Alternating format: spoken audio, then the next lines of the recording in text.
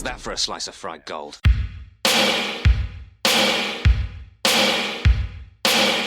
think this is a fucking costume? This is a way of life. I'll be back. There's a flesh wound. I'm not gonna hurt you. I'm just gonna bash your brains. Take your sticking paws off me, you damn dirty ape! I'm sorry, Dave. I'm afraid I can't do that. It's alive! It's alive! It's alive! I guess everyone's entitled to one good scare, huh? Preparation for this, not that it had anything to do with anything. While I was getting ready, just getting in the Batman mode that I've been in for like 3 weeks, I watched this whole documentary on the Batmobile. Right? That's getting into some nerddom when you just watch something about the damn car. Todd, trivia question. Do you know what the first Batmobile looked like? It was a red Lincoln. That was close enough. I mean, it's a red sedan is what it was. I just did not know that before this documentary, and I just thought that was the strangest thing. Like They had Batman it driving around in a red sedan. Yeah. Well, the funny thing that they were talking about was that it was just kind of like, hey, here's, Batman's car just has the top up. And you put the top down. It's like, oh, it's they did that on the serials too in the car. 30s. They said that they would like it was a Cadillac there. It was like a 39 Cadillac or something. It was like top up, it's the Batmobile. Top down, it's Bruce Wayne's car. Like nobody ever picked up on it. I guess they just didn't think about it. It was Bill Finger who actually started the idea of updating the whole thing. But I think it did it was kind of cool. It was like during the 50s, there was an editorial decision made. They said that they needed to do something different, and Batman broke his leg in a car wreck. Yeah. So while he's laid up, he actually designs this stuff, which is very like the Nolan movies. I thought that was kind of neat. It was a necessity. Yeah, this documentary I watched, it went through like every single movie's Batmobile, or like all of Batman. I mean, even the animated series, everything.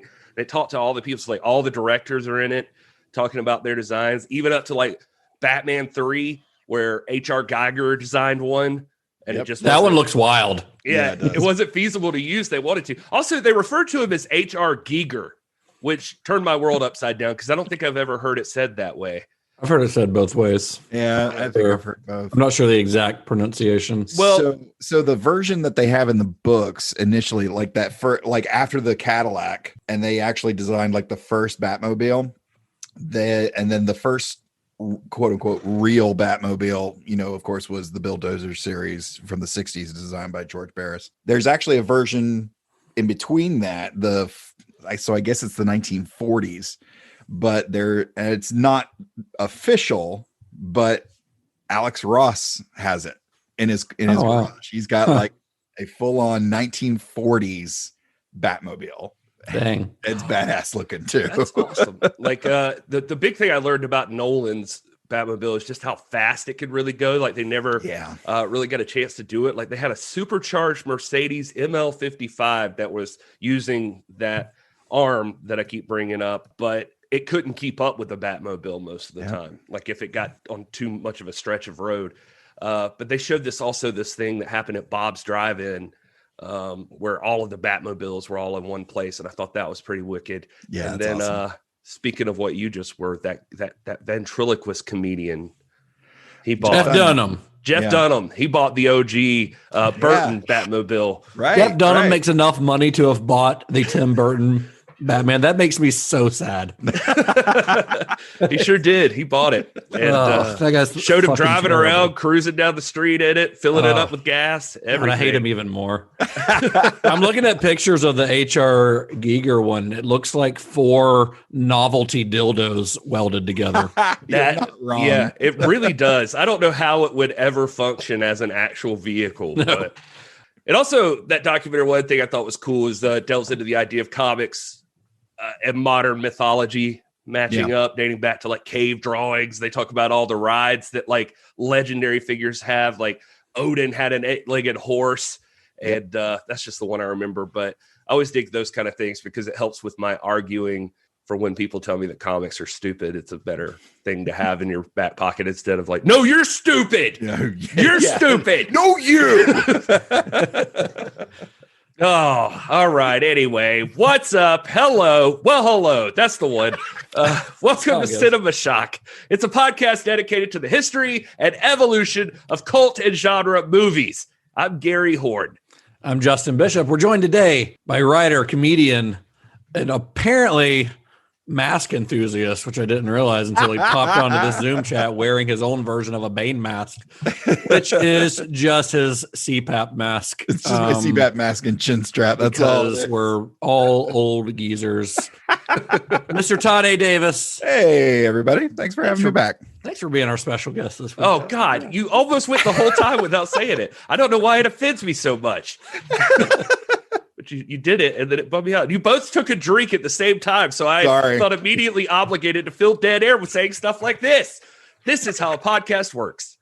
You could have just edited out the dead air. That's also how a podcast works. No, that is more work for me than talking. Talking's not work. Talking's. I watched the whole thing about Hans Zimmer, and he talked about like spending a year on this soundtrack, and they said, you worked a long time, and he's like, this is not work. Yes, you get tired, but it's music. You're making music. This is what I do, and the operative word here is like when you're making music, you're playing music. So I spent a year playing, and that's a good way to talking is like playing for me. So I just will keep rambling, clearly, and so that's easier than editing. Easier for you, not necessarily for the audience who has to listen to it.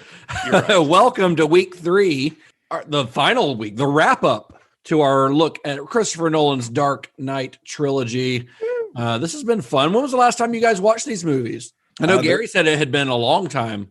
They're in pretty steady rotation for me, and yeah, I think I enjoy. You rewatch them once a year? Yeah.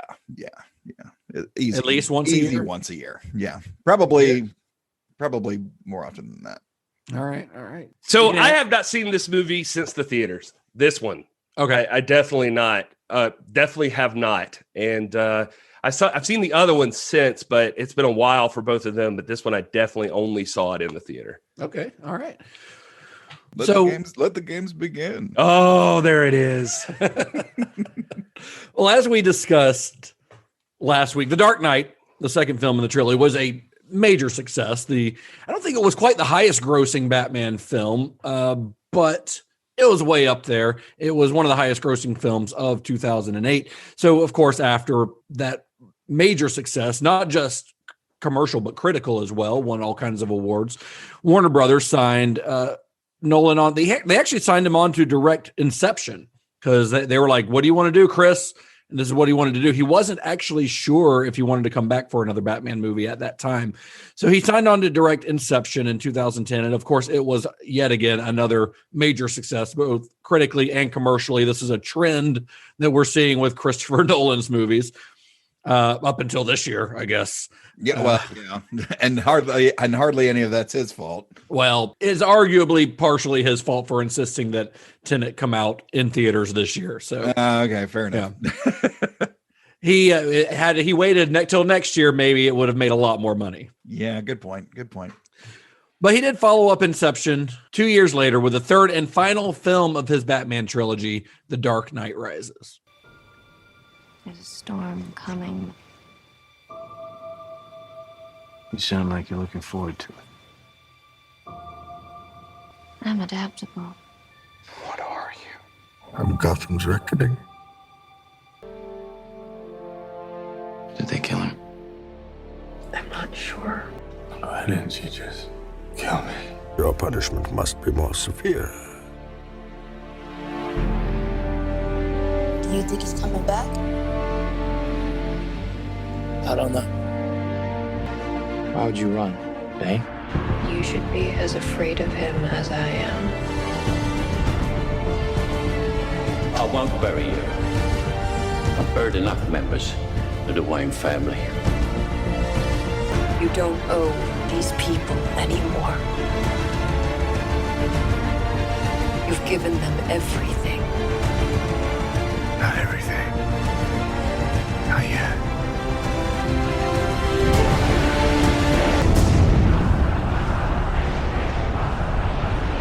My mother warned me about getting into cars with strange men. This isn't a car.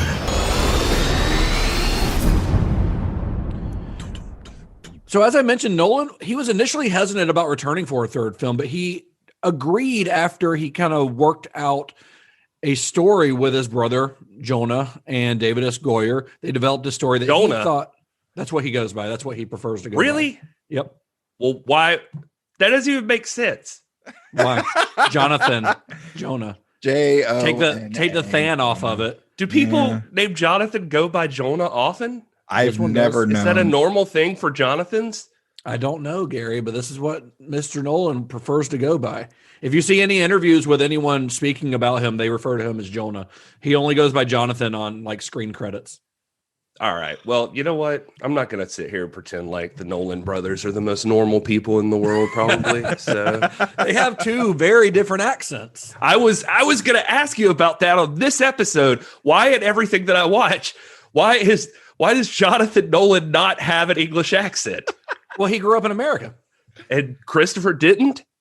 He grew up, we discussed this. He grew up partially in America and partially in England. Well, he has dual citizenship. What's the age difference on them? Jonathan's much younger.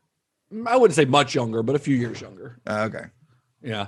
I don't know. I did not research, Gary, to answer your question, the amount of time that each spent in each place, but I would wager to guess that Christopher spent more time in England than his brother did, thus picking up that accent.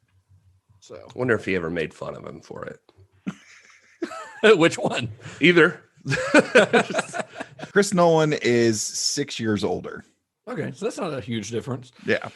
Anyway, they worked out a story that Christopher Nolan thought would bring the story to a satisfactory conclusion, because that was always his intent and always kind of David S. Goyer's intent. David S. Goyer, we discussed initially planned this as a trilogy. He maintains that, although of course the arc that he had originally planned for it was not what ended up happening, because as we discussed, his original treatment had Two-Face as the bad guy in the third film, where that storyline kind of got condensed into The Dark Knight. But he always said, if you read interviews with David S. Goyer talking about The Dark Knight Rises, he says that he always knew what the final shot of the trilogy would be. He always had that in his mind.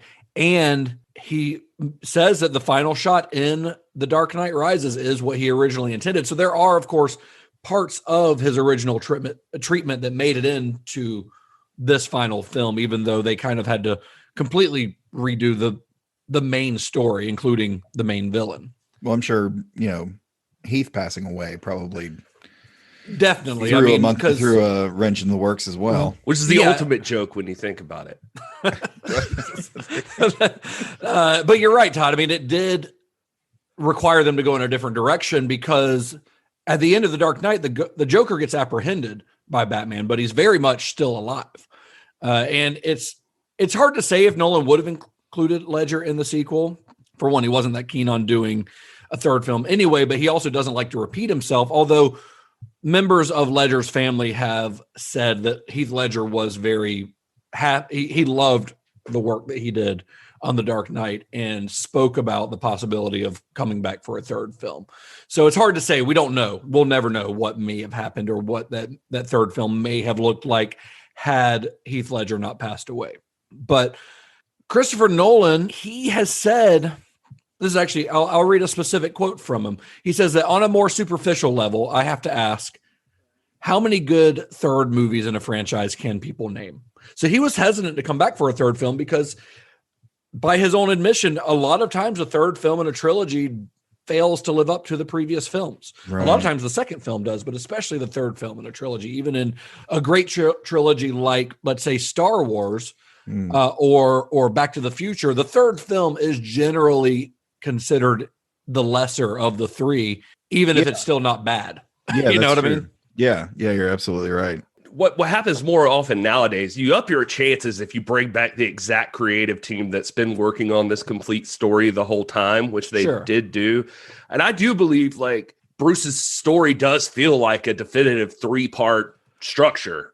It does. And I think, and that was intentional by them, even if they didn't have the whole thing mapped out from the beginning. Like they didn't have the third film. They didn't start writing this third film until after they'd finished The Dark Knight. So it wasn't like they had mapped out like a first, second, and third act, but they did make it feel like that was planned.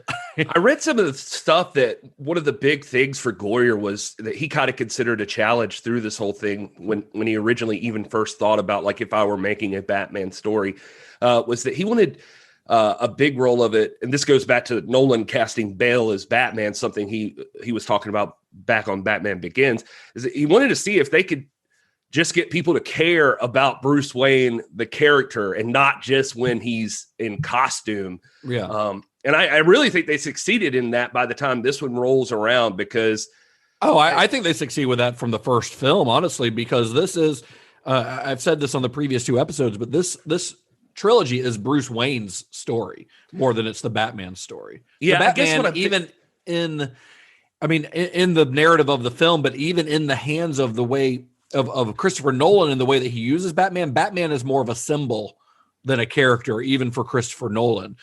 Bruce Wayne is a character. By the time this movie rolls around, he's become this thing that Alfred's been talking about since day one and warning against. Now he's in this situation where he's frozen in time. His adventures, all his Batmaning, they've damaged him seemingly, like, physically. Beyond repair, and not just physically, emotionally too. It's like he's addicted to this thing, and he's full of anger and everything else. And if Gotham's fixed, he's got nothing to push back against, so he's got no purpose. And it's something they've built up to talking about through all the movies. And now he's just this older, disheveled, homeless-looking dude standing in the window of his mansion, just like Homelander in The Boys, or Louis C.K. just like jerking off while he looks out on the city, and he just sounds really angry. And there's like all these stories in Gotham about the orgasms he has as in the Batman voice. Like, Gary, I'm Batman! Gary, I think we've gone off the rails a little bit here, Gary. Projecting onto this is called fanfic. I want you to tell all your friends about me. Well, it's interesting though, because one thing, I don't think we mentioned this, but one of the films that Nolan was working on, I think prior to Batman Begins, I believe, one of the films he was working on, it may have been between Batman Begins and The Dark Knight, I can't remember, but that kind of fell through, was a Howard Hughes biopic. He worked for several years on doing a Howard Hughes biopic. He ended up not doing it because he found out that Martin Scorsese was doing The Aviator, and you don't want to try to make the same kind of movie that Martin Scorsese is making, because you're going to lose that battle.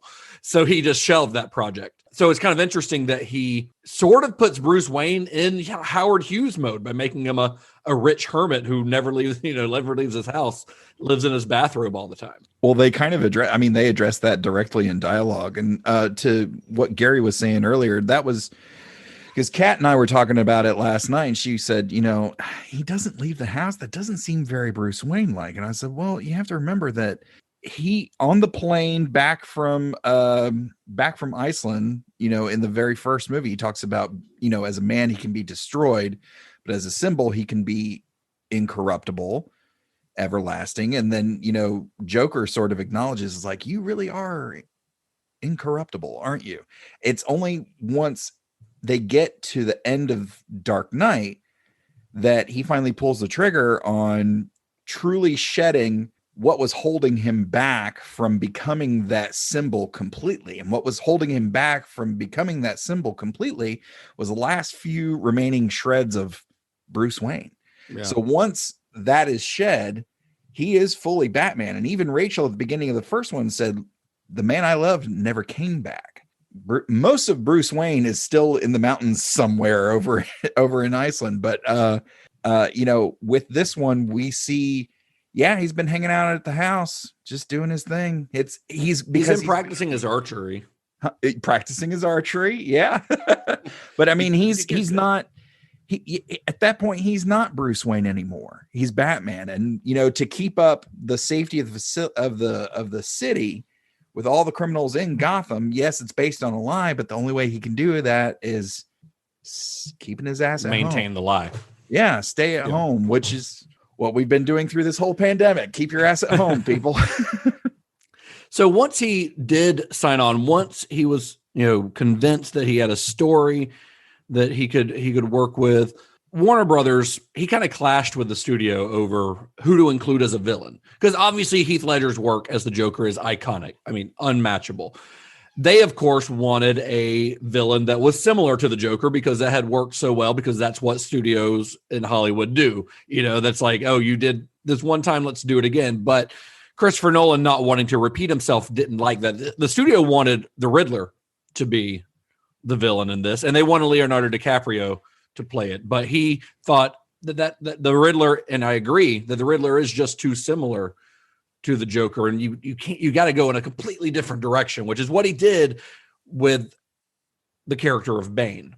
He was like, I already put Mr. Reese in the second one, you dipshits. Aren't you even watching my movies? And then Jonathan's in the background. Chris, shut up with the accent.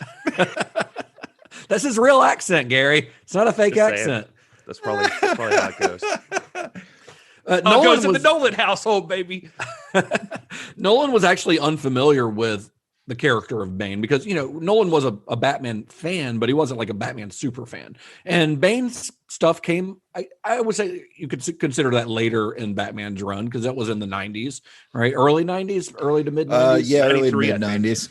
Yeah, 93 to 95, I think. Yeah, so, but he did, you know, a lot of research, and he noted that because the character was so vastly different from the Joker, that he would be an entirely new kind of threat for Batman in multiple ways. I mean, he was, well, of course, the version that they ended up creating of Bane was very much a very disciplined, but he was also a physical threat to Batman, which the Joker was not. The Joker, if the Batman and the Joker if it was just a fist fight, Batman wins easily, but that's not the kind of villain that the Joker is. That is very much the kind of villain that Bane is, especially in the comic book where he is almost entirely nothing but brute strength, barely even speaking, you know? Yeah. Well, I appreciated, because I mean, when I got into really started getting heavily into comics was right around the time that they had introduced Bane. So this was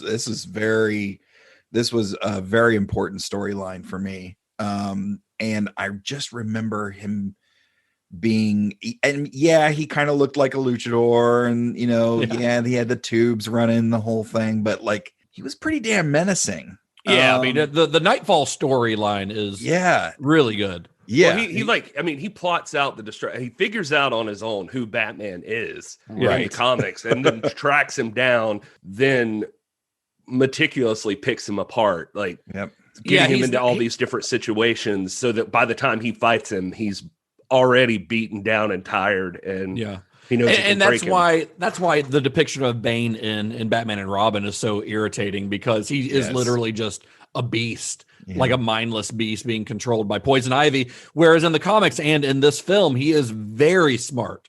You know, and that makes him an even bigger threat. See, I saw some stuff with Jonathan Nolan, you know, that he had been familiar with the character, that, you know, Nolan and Goyer brought it to him. Goyer wanted him most, and Chris was very anti-Bane at first. But Goyer had to sit him down and say, hold on. We're going to do the Christopher Nolan version of Bane.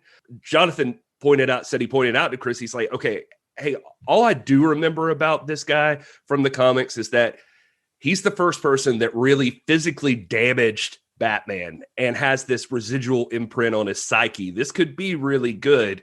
Yeah. And they said that Chris started to buy into it. You know, Goyer had to talk to him about look, we could make this totally your jam. Like this, he's creepy, physical, distorted. We'll focus on the cerebral side of this thing. So that's why they should have hired the cerebral assassin, the game, Triple H, but they didn't. But anyway. Oh man, can you imagine? That would have been really awesome. He's got the physique. He does have the physique. He's got the physique. That is what he has. And he's got a face for, and deception are powerful weapons. He's got a face for a character who wears a mask the entire time.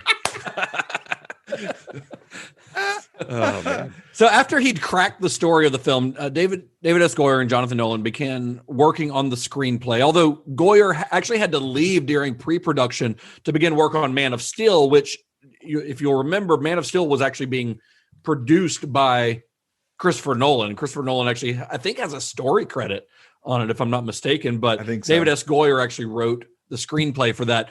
So Jonathan continued to write the script based on the story that they'd all come up with. Of course, we already mentioned it, but one of the major influences, one of the major inspirations for the story for the writers was the 1993 Batman story Nightfall, which is where Bane breaks Batman's back. It's a great story. It's one of the first Batman stories I really got into, like a long form story that I really got into. I remember buying the trade paperback when I was in, I guess, middle school at that point. And but of course it goes on longer, and it introduces Azrael and all this other stuff that, of course, this movie doesn't touch on at all. But the character of Bane and him breaking Batman's back comes directly from that story. Right. Of course, Frank Miller's The Dark Knight Returns was also a major inspiration, as well as the 1999 story No Man's Land, which you see a major influence on in this, with Bane's kind of occupation of Gotham, which is another really great Batman story if you haven't read it. Yeah, it's really fantastic because it just shows the breakdown of the society of Gotham into this very tribal. The city ends up being divided. It's great. It's a great story. Yeah. Nolan has also said that Charles Dickens' A Tale of Two Cities, set during the French Revolution, was one of his major influences. And that's very apparent when you watch the movie with that mindset, because A Tale of Two Cities is all about class warfare, essentially. The differences between the haves and the have-nots. It's about duality. The main characters are basically doubles. Which is something that is a recurring motif throughout this whole series, especially with the duality, of course, of Batman and Bruce Wayne. I saw some straight up stuff with Christopher Nolan talking about that exact thing, that just it was important to him for like this Bane, even wardrobe wise, we'll get into in a little bit, but that he's a mercenary. He's very smart. He's somebody who would storm a city. That his costume's an amalgam of all these things. But he wants it to be more like look like a Second World War guy or a Roman gladiator or something. He wanted this to feel like a historical epic. Yeah, that there was a sense too of a romanticism about him. Yeah. He describes specifically what you said in one interview, just that he's a tale of two cities villain. He's like a revolutionary gone wrong, is I think the term he used. Well, Nolan actually, I mean, the movie specifically like overtly references A Tale of Two Cities, because when Gordon is giving his eulogy at the end, he's literally reading from A Tale of Two Cities. He's reading like one of the last passages from the book. Yeah. Right? So it's very clear that that's what he's doing. Also, the script was, like I heard on the first draft, like 400 pages. So they were shooting for the actual novel length too. And The Dark Knight Rises would reunite Nolan with a lot of his previous collaborators, including cinematographer Wally Pfister. I think this is their 7th movie together. Production designer Nathan Crowley, the guy who designed the Bat Pod and the Batmobile, or the Tumbler. Editor Lee Smith, and of course composer Hans Zimmer once again. Although on this one, Hans Zimmer did it by himself. Hans Zimmer, I noticed that. James Newton Howard didn't come around this time because he actually opted not to return. He was invited, but Hans Zimmer, and the way that he says it is because Hans Zimmer and Christopher Nolan had really established a chemistry together working on Inception in between the two films, that he felt like he would feel like a third wheel if he came back for this movie, Yeah. On a side note really quick too, I meant to mention it at the top of the show, but I saw a really cute side story about the Nolan brothers that Chris gave Jonathan The Dark Knight Returns and Year One for his 13th birthday. Oh. And 13 years later. Those are good gifts. Yeah. 13 years later is when Batman Begins premiered. So nice. Just a side note. I don't know. It has nothing to do with anything you just said, except that you could probably imagine he's like, here, take these books. They're very good. And then Jonathan would you shut the fuck up, Chris, with that accent? Always. I don't know why you're projecting some sort of anger between these two brothers who seem to genuinely care for each other. Yeah, well, that's how everybody seems on the outside, Jonathan. I'm exposing the dark underbelly of the Nolan universe. Oh. So, in addition to returning crew members, you think darkness is your ally? Oh my God. So, in addition to the returning crew members, several key cast members, including Christian Bale, Michael Caine, Gary Oldman, and Morgan Freeman, all return. But this movie introduces a lot of new characters. Most notably, of course, you've got Anne Hathaway as Selina Kyle. So, and I guess we should note that she is always referred to as Selina Kyle in this movie, and never once is the word Catwoman uttered in this, which would be kind of silly in the context of Christopher Nolan's world, I think. But Anne Hathaway, she auditioned for this role, not even knowing which role she was auditioning for. She knew she was auditioning for the new Batman movie directed by Christopher Nolan, but she only found out afterwards when she was offered the role that it was Selina Kyle that she was being offered. I saw some stuff that said she was like thinking maybe Harley Quinn or something like that is what she was thinking was happening. I can't imagine a Nolan version of Harley Quinn. Yeah, it doesn't really seem to fit. His Joker doesn't seem to have any interest in that sort of thing. Yeah. She knocks it out of the park, though. She's great. Anne Hathaway? Yeah. Yeah, she's incredible, man. Like I really like her as an actress, and I've recently watched a couple things with her in it because, not just this, but I rewatched Interstellar recently, and I watched Les Mis the other night because I just wanted to be fucking sad, I guess. And she is a great actress. I think she doesn't get enough credit, and she's very good in this because she can go between the way that she can change like her personality up when Selina is pretending to be someone else, like when she's a waitress. She literally does it like on turns on a dime, like in several scenes. Yeah, like when she first meets Bruce, when she kind of turns it off, and same again when she's in that meeting when she uses the what's his face's cell phone, and then she starts screaming and then just turns it off. It's really great. It's a really fun, but she's also, I think, pretty physically convincing. She trained extensively in martial arts for this. I was reading an interview with her today, and that the moment where she meets Bruce and she does that backflip out of the window, I assumed that was some sort of effect because it's so fluid. She really did that. She did the backflip out of that window on her own. Wasn't a stunt person. Wasn't a digital where they put the digital stunt, the face over the stunt person, right, or anything like that. It was her doing a backflip out of a window. I gained a lot of respect for her after reading interviews and seeing things with this, because, to go back to Catwoman real quick. One of the big things about this character being in here is I did see that this was more of a Jonathan Nolan contribution. Chris, again, was not sure about Catwoman being in the movie, but Jonathan was very adamant that she has to be part of the story, especially if this is going to be their trilogy. He doesn't think that there's a complete Batman story without Catwoman, so it wouldn't do it justice. Right, because they were trying to encompass as much of the whole of the Batman mythos as they could within 3 movies. And and she obviously also, you can't include every character, but you have to include Catwoman. Well, he thought that she offered a shade of gray that Batman wouldn't be completely familiar with, having dealt with so many villains. And for Bruce, also, he doesn't have anybody like her except maybe Alfred who does not look nearly as good in the outfit. Well, you haven't seen him in the outfit, to be fair. To be fair. But she's not amused by Bruce. She's not intimidated by Batman. But he can be himself. She runs around in a mask. She gets it too. But of course, Nolan has to make it his own. He grounds the character a lot. His Catwoman definitely has that femme fatale look. Very much, She's a grifter. Well, the two things that I saw that really impressed me were because obviously she did her homework and training in terms of the martial arts and the stunt work and everything, but I was really impressed with her manipulation of the handgun in that barroom scene. Yeah. And then to listen to her talk about going back to the first appearance of Catwoman and seeing what Bob Kane and Bill Finger based the character on, and then her taking acting cues from those particular actresses from the 30s and 40s. Well, it was specifically Hedy Lamarr. Yes. Hedy Lamarr is who they modeled Catwoman after. Right. When they had originally created the character.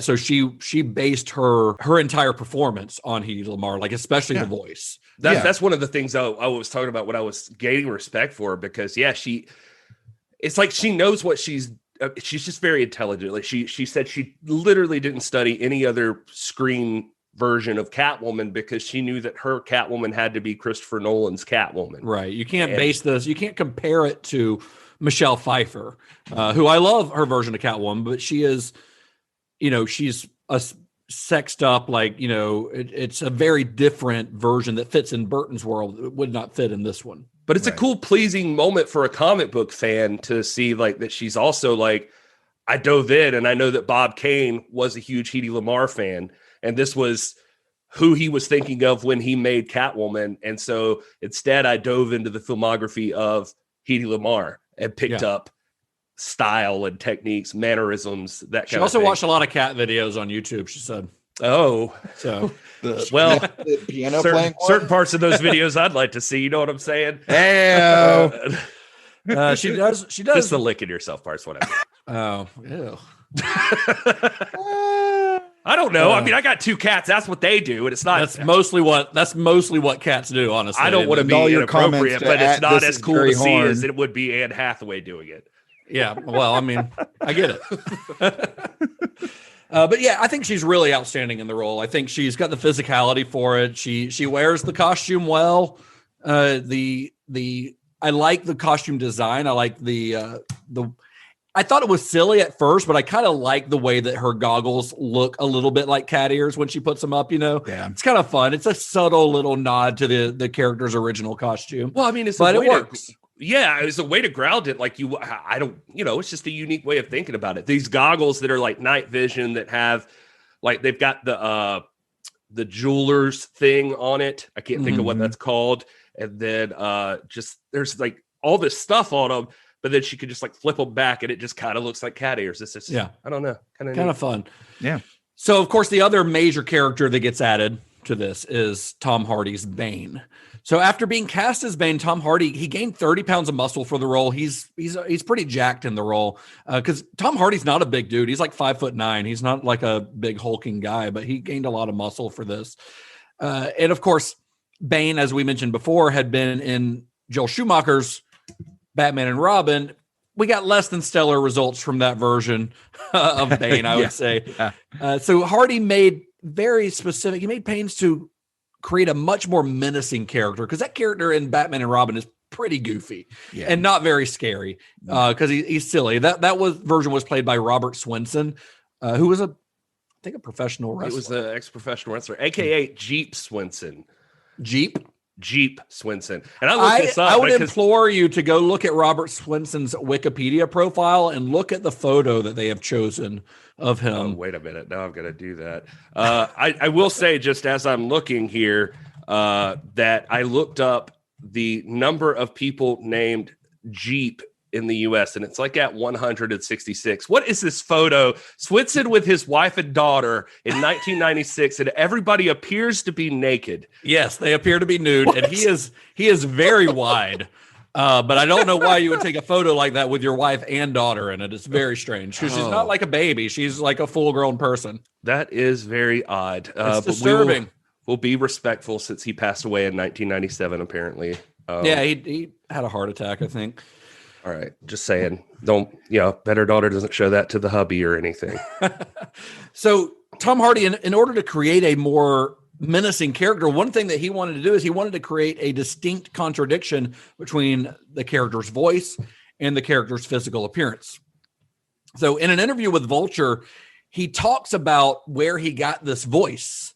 Part of it, the accent is kind of a combination of two things. It's one, it's based on the character's comic book origins, who I think he's South American in the comic. Yeah, he's definitely Latin American. He's from like a I looked this up earlier, and it is like somewhere off the Caribbean or something. But yeah, but he also claims to have based it on the voice of a gypsy bare knuckle boxer, an Irish guy by the name of Bartley Gorman.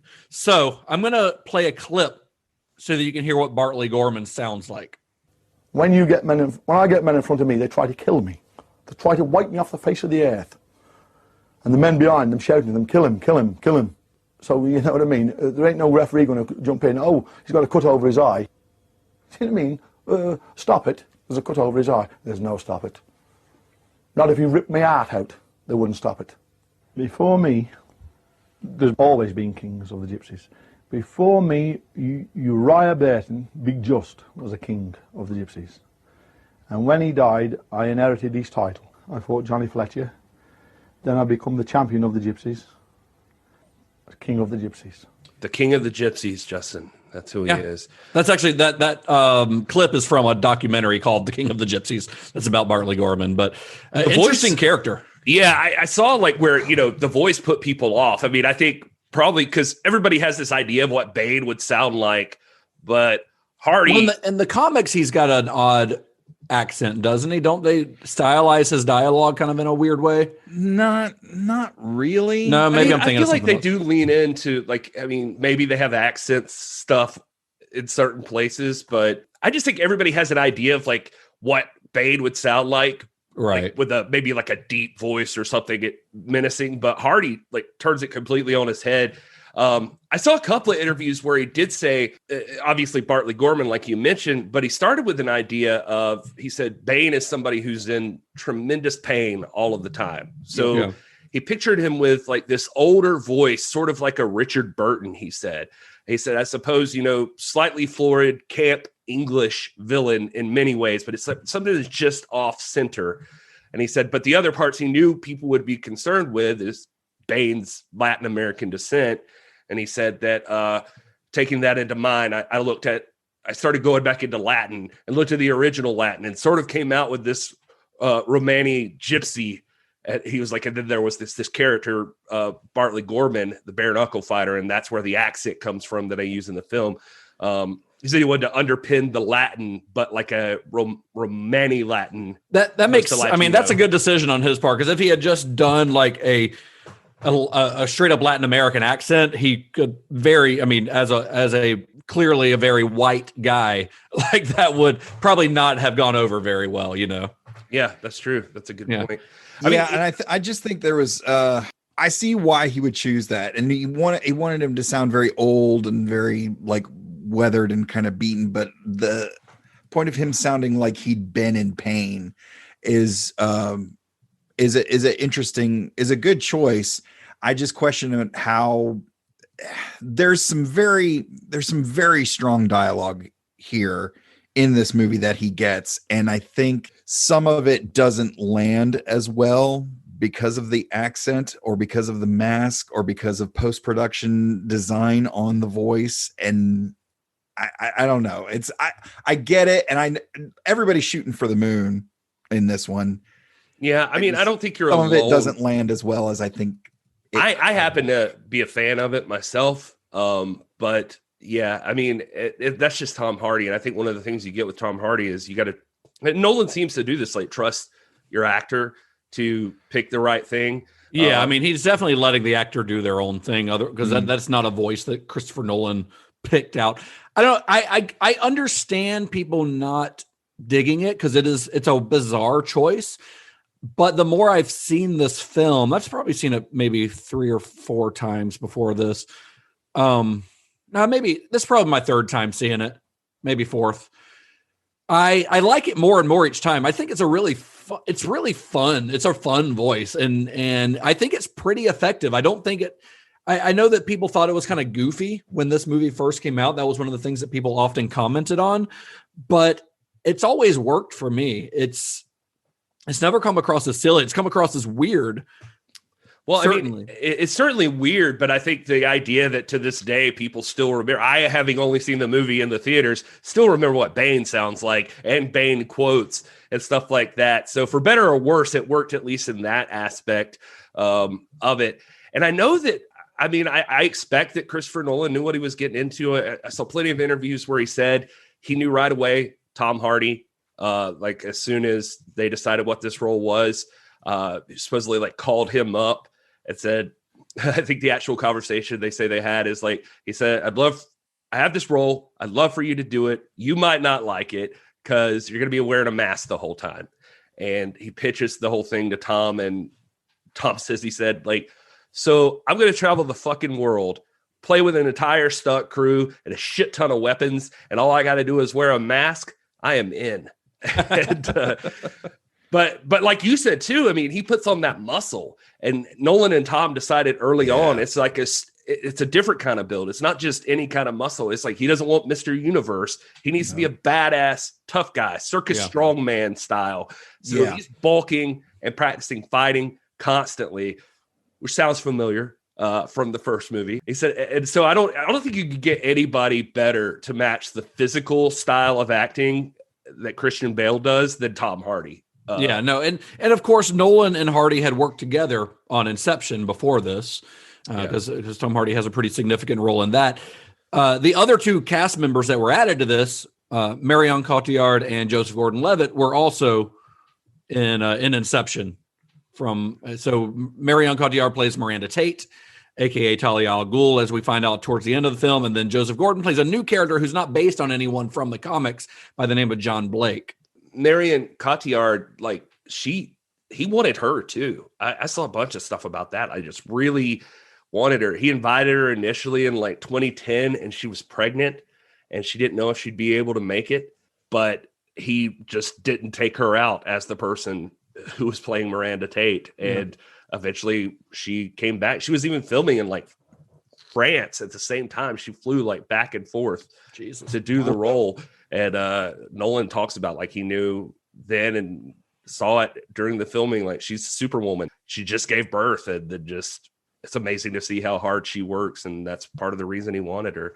I think knowing Chris Nolan's affinity for people's eyes, I think she has a very striking facial features, and of course that accent. It obviously French, but like there's an unpinpointable exoticness to it, and I think which makes her very captivating on screen. Yeah, so, she's really excellent. Even in a fairly not showy role like this is, because it's a fairly straightforward role for the majority of the film, but I think she pulls it off nicely. I saw that besides just side note stuff, but for Catwoman, besides Anne Hathaway, Natalie Portman, Keira Knightley, Kate Mara, Gemma Arterton, Jessica Biel, Blake Lively, Lady Gaga, and Charlotte Riley, who was Tom Hardy's fiance at the time. They all auditioned for Selena Kyle, but Hathaway, Biel, and Mara all went past and got screen tested, actually. So I could honestly see any of them in the role. Yeah, I could see it too. I could definitely see. You said Kate Mara or Rooney? Yeah, Kate Mara. Kate Mara. Yeah, I could see Kate Mara doing that. Yeah, and supposedly, like, are there screen tests floating around out there somewhere? I didn't look, but probably not, because Nolan has said that he doesn't like, even on DVDs and Blu-rays or whatever, doesn't like including things like that. Doesn't like including. I think Christian Bale's audition might have shown up, but even he wasn't very happy that was on like one of the Blu-rays. Nolan has said like he doesn't like including deleted scenes necessarily, or outtakes or bloopers or anything like that, because he's like, that's not what the actor signed up to show. They signed up to show the final product, so it's not really fair to them to release this footage that's wasn't ever intended to be seen by anyone but that inside crew. One thing I thought was interesting that a reviewer pointed out just on the casting side of this is just that I forget where it was I read it, so sorry, but they pointed out this movie has like 6 Oscar winners in it, like between Christian Bale, Michael Caine, Morgan Freeman, Gary Oldman, Marion Cotillard, and Anne Hathaway. Has 3 Oscar nominees: Tom Conti, Liam Neeson, and Tom Hardy. And if you want to get crazy, you can count Maggie Gyllenhaal and archive footage, and so you've got like 10 Oscar nominees in this movie, which is just crazy wild for like a comic book movie. Third part of a comic book trilogy. Right. Yeah. So in looking for new locations for this film, especially for the location of the prison where Bane and Bruce Wayne spend time, Nolan had his location scouts going all over the world. They went to they looked to India, they looked to Romania, they looked to Michigan, which is odd. But they were looking at like the Turda salt mines in Romania. They ended up shooting it in India.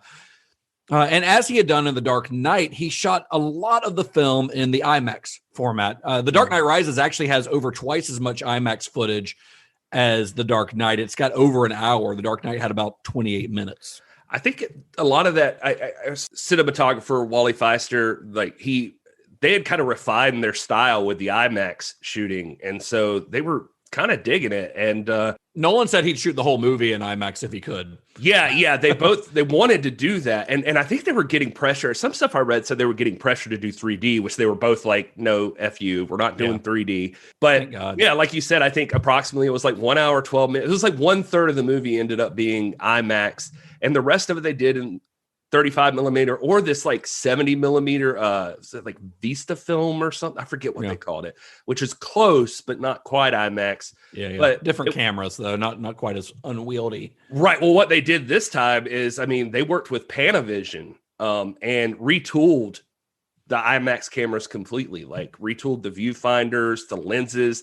Weiser got with them. They designed like a whole new lens for the IMAX that was able to like turn all the way up, but like shoot in dark or something. It was, it's a lot more technological than I'm familiar with, but they just, the only times it's not used, it gets like every action scene, like all the major action at least is in IMAX. But it was like, Justin mentioned, I think last episode that they're loud. They're really loud. And so they didn't want to use it in scenes where it would affect performances, either from the sound or just being intrusive in general. Some of the stuff I read said Nolan apparently hates ADR, like re-recording dialogue. So he thinks it's like never going to be better than in the moment on the day. So they obviously backed off there. Yeah, you can't really shoot a lot of dialogue scenes with that IMAX camera. So using it for action scenes makes sense, but it also forces them to shoot a little bit differently because it is, as we said, shaped differently, and they try to fit as much like as they can within that IMAX frame. And it's really striking visually in some of these scenes. I mean, it's really cool. Obviously, the opening plane heist, like it just gives it a scope of epicness that you don't get otherwise. And part of that comes from Nolan's insistence to shoot on location as well. We talked about this a little bit in the last couple movies, especially in Batman Begins, where they go and they shot on a fucking glacier. Watching it this far out from when it was released, I still like that opening plane stuff. Like I was like, my God, this movie is beautiful. Like, it is just, and that's been one of the big takeaways for these movies that I don't know if the legacy reflects on that enough, like just how gorgeously shot these movies are, and and just epic on a scale that nothing else is. I mean, even God bless them, the MCU, like it's just insane. Like the stuff they do in here, like that. You mentioned the opening plane sequence. I mean, that's all real. That's like all practical, shooting in air. Like it's all of this movie is more real than I think people realize. And it's like a process. Like, I mean, they brought in different plane parts and different planes from all over the freaking world to like make this one scene happen. And like the only parts that aren't actually a plane in the air is, I mean, like they actually had a plane on a gimbal that like turned up, right? So you could have the scenes like falling through the cabin or whatever. But I mean, they train skydivers to like, they tried it with dummies and stuff, but they train like skydivers to stage the attack on the plane, like wing walking and flying out the back of it and stuff. It's just like, how cool of a job. I mean, so not to me. What are you doing at work? We're learning how to jump from one plane to another plane to make it. And I mean, and like even the plane, like they did. So like, I think the only digital part of that scene, or like the main digital part, is like when it's the plane's upright and it's tight and the wings break off and stuff. I think that part was done digitally, but like the actual plane dropping down, they had to like search forever to find like areas to drop a plane fuselage, an entire plane. Where's it okay to do this? Is like they were like, it's harder than you think to find a spot. Well, speaking to how epic this movie feels, so they started filming began in Jodhpur, India at the, I'm probably gonna butcher this name, but the Mirangar Fort. So that's where they shoot. I mean, it's the footage is clear in the film. It's when Bruce comes out of the well. Yeah. But then they moved to Pittsburgh. And in Pittsburgh, they shot in several locations, most notably at Heinz Field. So this is where it comes into that sort of epic scale of filmmaking, because Steeler Nation, baby. Yeah, you're a Steelers fan, right? I am. So Heinz Field stood in for the stadium where the Gotham football team, the Gotham Rogues, played, and several members of the Steelers appear in the film. You see Ben Roethlisberger and several others in there. This is where it gets crazy. They brought in more than 11,000 extras for this scene, which is not something that filmmakers do now. They'll usually digitally create crowds. They'll bring in a crowd to fill in one section of the stadium, and then they'll just multiply that over the course of the entire stadium. But no, they just brought in 11,000 people into Heinz Stadium to be in this Batman movie. Yep. I saw some stuff with what's Nolan's wife's name? Who's the producer? Emma Thomas. Emma Thomas. Yeah, she's talking about this. I thought this was funny. She's like, we wanted to have some actual people there. But we're like, how do we get a crowd in this stadium? And then she's like, turns out there's a company called Big Crowds Company. And wonder what they do. Yeah. She's like, so you just hire them and they get people. She said, we were a day of, they were hoping for like 10,000 people.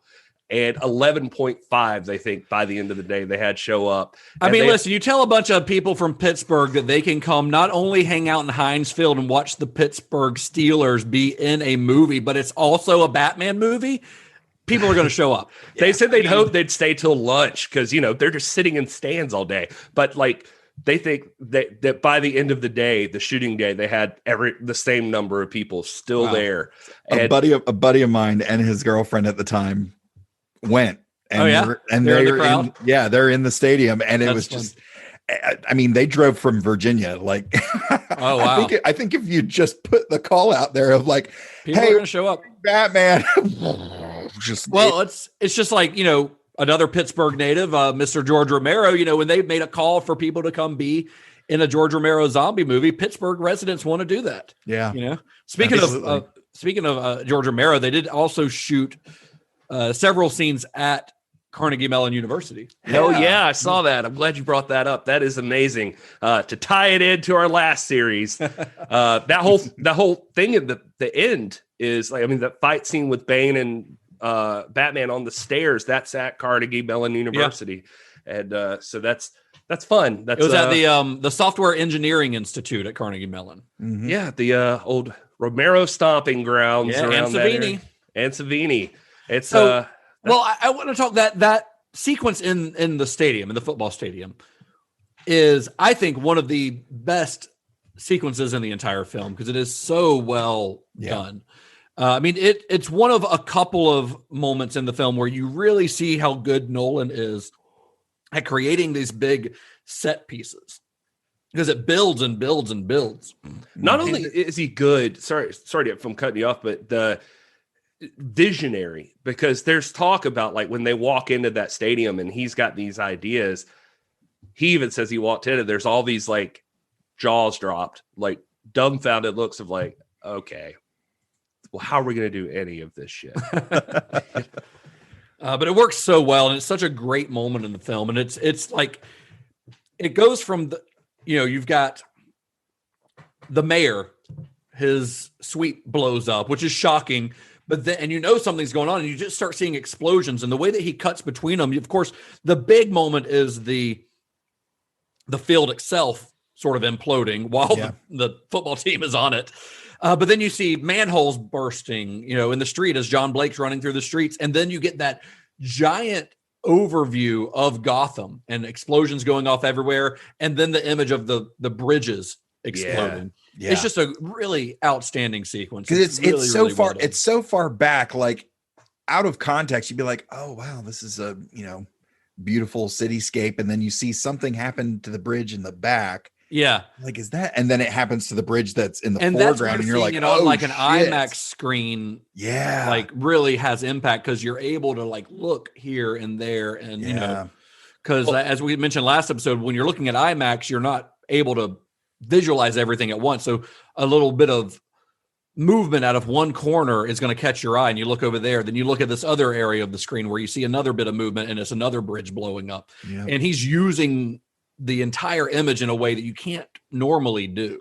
Well, and he's just like upping the ante, like you have to in sequels, I guess, but like it begins. I mean, not that Ra's al Ghul's original plan was minuscule, but Batman definitely had more of the street level feel. And then by the time it gets to this one, now you're in disaster movie, like war movie territory. Like you're the armies of cops versus thugs that are like running. There's literally like thousands of people like running it's towards epic. each other in this thing. I saw one thing with the stunt man talking about that is like, even in that moment where like a cop gets shot or whatever, and he falls over and he's like, seems like a simple stunt, right? No, there's 1,000 people behind you running at full speed. So you have to work to make sure those people aren't just going to trample that guy and kill him. Yes. Yeah. So after wrapping in Pittsburgh, they moved to Los Angeles, New York. They actually used Trump Tower from Wayne Enterprises in this one, which is gross. And then New Jersey, Glasgow, Nottingham, and Wales. So they're shooting this literally all over the world. There were, you mentioned that how good the stuntmen are in this, Gary. There were a few injuries, a few accidents on the film. In Scotland, when they were shooting in Glasgow, a stuntman was doing a parachuting stunt and crashed through the roof of a house and got stuck. Now, he wasn't him just seriously hanging hurt. there like, Dark Knight Rises in theaters, June 2012. He didn't get seriously hurt, so which is good. And then there were more than just these two incidents, but in another one, Anne Hathaway's stunt double, who's named Jolene Van Vogt. I'm probably fucking that close. up, but she was specifically her motorcycle stunt double. She rode the motor. She's like one of those crazy motorcyclists. And she was the first woman to do like the reverse 360 on a motorcycle. I'm trying to think of what those events are called. Your brother's the circus. The circus. Nitro Circus. Nitro Circus. Yeah, that thing. So she was riding as we mentioned before, the notoriously difficult to ride Bat Pod. And there's a scene where she has to pilot it down a set of stairs, and she crashed it into an IMAX camera, which, as we know, are like $70,000 a piece. These fools can't help but wreck an IMAX. They got to break at least. I think they broke like 4 of them on this movie. Jeez. It's crazy because, I mean, it's Nolan's commitment to like doing these things physically. Like even the things they couldn't do that they wanted to do. Would they break into applied sciences up at the top and like Bane's place? They're legitimately dropping. It's a 1/3 scale Batmobile through. It's still pretty big. Yeah, but it's still pretty big. Yeah. That's legit. It's all dropping through there like onto the floor. And so you got to plan for, I don't know. It's crazy. The amount of the effects and the stunt crew, what they do in these movies. It's crazy. So what I think the most unique visuals in the film design wise is Bane's design. I mean, obviously you had to get the mask right. It's very different from the character's comic book design, because he does kind of, you mentioned earlier, he kind of looks like a luchador. Like that includes not just the mask, but the tunic he's wearing is very wrestler like. But this fits very much into Nolan's world. So costume designer Lindy Hemming, she wanted this costume to look like it was kind of cobbled together from pieces of all the remote places that he had lived and traveled. So for example, parts of his vest are made from fragments of an old military tent. And then his clothes, Hemmings kind of explains them as, he says they're militaristic, but not in any way a uniform. And then combined with his coat, which Hemming actually personally designed, and she says that it took her 2 years to complete. That. Crazy. That coat has equal parts. It looks equal parts dictatorial and revolutionary. And this is kind of way off, but as I was watching it, I was paying closer attention to the look of Bane. And do you know who made me think of? Clarence Boddicker from RoboCop. Okay, yeah. If you look at he doesn't look with that like long a street coat gang. Yeah, he's got that long coat, so he looks more like a revolutionary. Well, like they designed they designed the coat partially on, I think it was the Swiss Army wears really long coats like that. And it's made of like a lamb's hide that's really difficult to work with, apparently. And they had a hard time finding seamstresses like in Los Angeles who could actually work with it. Yeah. So for the mask, that she wanted it to kind of look animalistic, like and it does. I mean, it really does. Yeah. So they said that like Nolan and her were like on the same page, animalistic. He had this idea for like a gorilla or a baboon burying its teeth, and she was looking at like tarantulas and stuff like that. She would have like mandible, like something in to do with that. It kind of falls somewhere in between those. Yeah. They kind of modeled it there. What they ended up doing, she said, is they finally decide, okay, but what's practical? Like this guy's in a prison, so he's getting like, what's the likely scenario? You got some like old mechanic that built this thing for him, and they're taking like bits of aircraft parts or something, and like that kind of thing, and that kind of molded it into what it was. Nolan's concept for the mask was that basically it's giving him, whereas in the comics it's feeding him venom, which is his like strength, the thing that gives him his strength.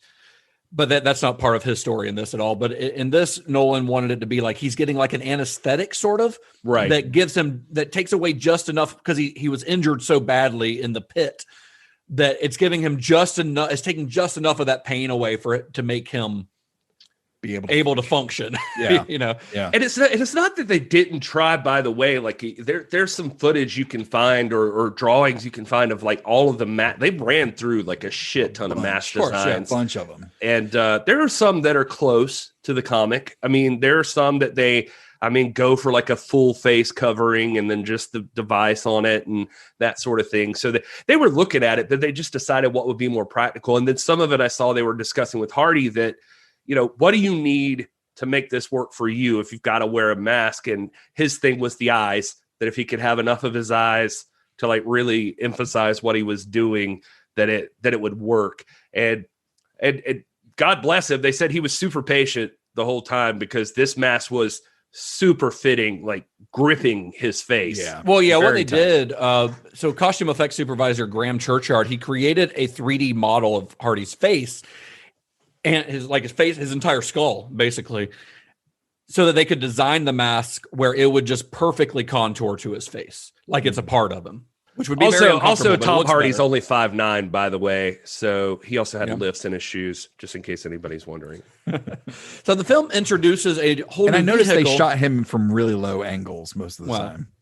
Yeah, I mean, he's just throwing that in. They do a good job. I mean, they just needed him to look as an imposing force as they could. I mean, obviously they do what you're talking about, some thuds when he's walking, and they get like they work to make him seem heavy and mean and menacing, including in his fighting style, which we can talk about in a minute. But I also want to point out that Catwoman's suit, they could have gone with super sexy latex stitched together, but they went with like practical mostly. Like, I mean, it's just like, like we talked about the goggles earlier, but like just a regular dark suit that's not unlike Batman's. It could like be, and not on what a cat burglar suit might want to wear, Yeah, right. And her boots are amazing. Like, you don't get to see them as up close, except for like the time she uses them, like on the one guy where he's like, "Does it hurt to walk in heels like that?" And then she like, or do those heels hurt your legs or something? And she like kicks his knee out. She's like, "I don't know, do they?"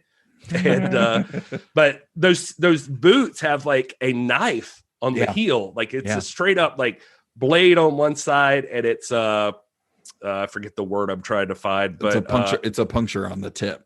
Yeah, it's got a puncture on the tip. Yeah, it's just serrated. Like serrated. That's the word I was trying to think of. But yeah, serrated on the inside of the heel.